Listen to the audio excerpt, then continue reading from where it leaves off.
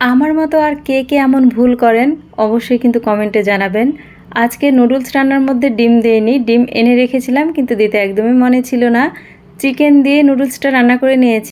আজকে সকালের নাস্তায় ছিল নুডলস, তো নাস্তা কমপ্লিট করে আমি চলে এসেছি আমার ভীষণ পছন্দের জায়গায়। তো এদের কাছে আসলে কিন্তু আমার মনটা এমনিতেই অনেক ভালো হয়ে যায়।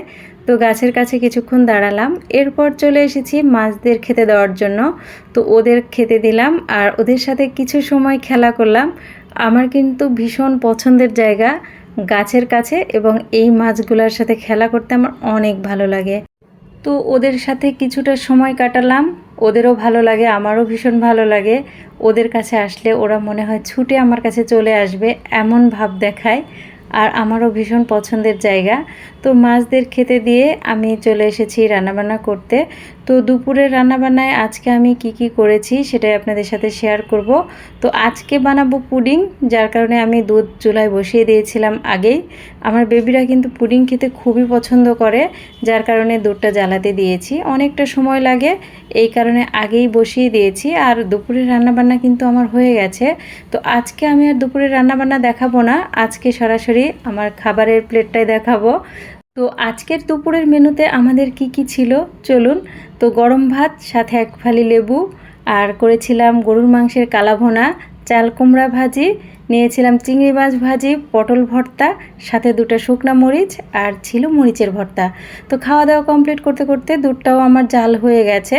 তো এই গ্যাপে আমি কিন্তু পুডিংটাও বসিয়ে দিয়েছিলাম ওভেনে, যেহেতু পুডিংটা দিয়েছিলাম যার কারণে আর ভিডিওটা নেওয়া হয়নি। আর এর আগে কিন্তু আমার অনেকবার পুডিংয়ের ভিডিও দেওয়া আছে, যার কারণে আর পুডিংয়ের ভিডিওটা দিলাম না।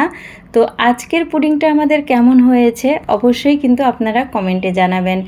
আজকের পুডিংয়ের কালারটা একদম পারফেক্ট ছিল আর খুবই মজার হয়েছিল।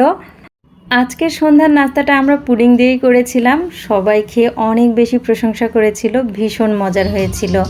তো আমরা নাস্তা করতে করতেই কিন্তু দুর্গাপূজা দেখছিলাম, কারণ আমাদের ড্রয়িং রুমের সাথে যে জানালা আছে সেইটা দিয়ে একদম সরাসরি দুর্গাপূজার যে মণ্ডপটা সেটা দেখা যায়।